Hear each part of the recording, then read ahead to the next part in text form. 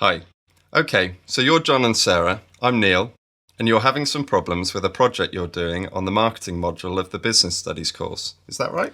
Yes, it's the one where we have to read the case studies of 6 businesses and assess their marketing and identify the main problems each one had. So what exactly is the problem? Well, we've been doing quite a lot of reading for it. Some of the readings we've looked at are quite difficult, but we still understand them and they're interesting, so that's okay. It's taking a lot longer than we thought though, so we're wondering if we can have an extension. We have a lot of other assignments too.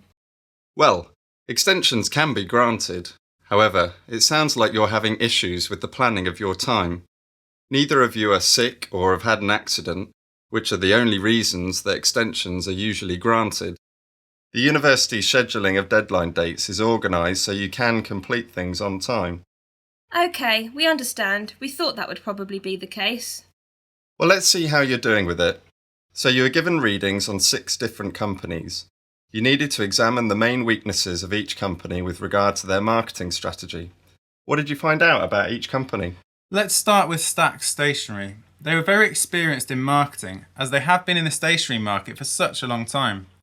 Their profits have generally tended to increase continuously for many years. However, they had issues with their staff because they felt that too much money was being spent on marketing, but their wages did not increase for such a long time.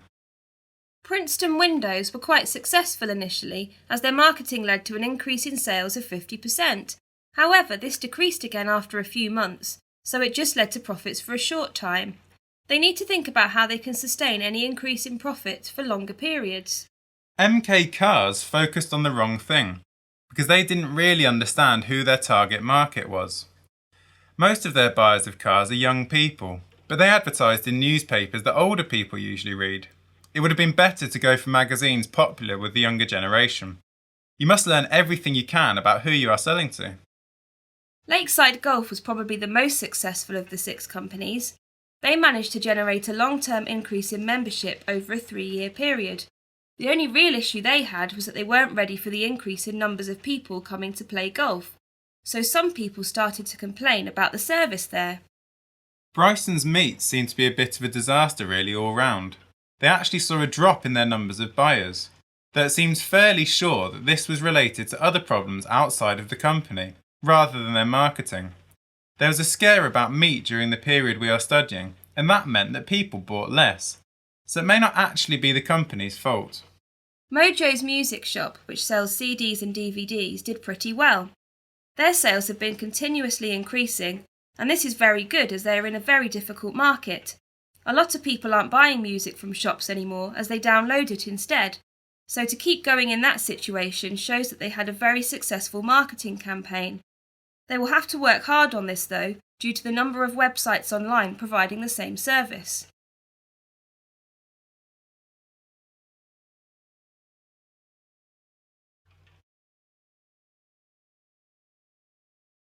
Well, from listening to what you've told me, it seems like you have a fairly good understanding.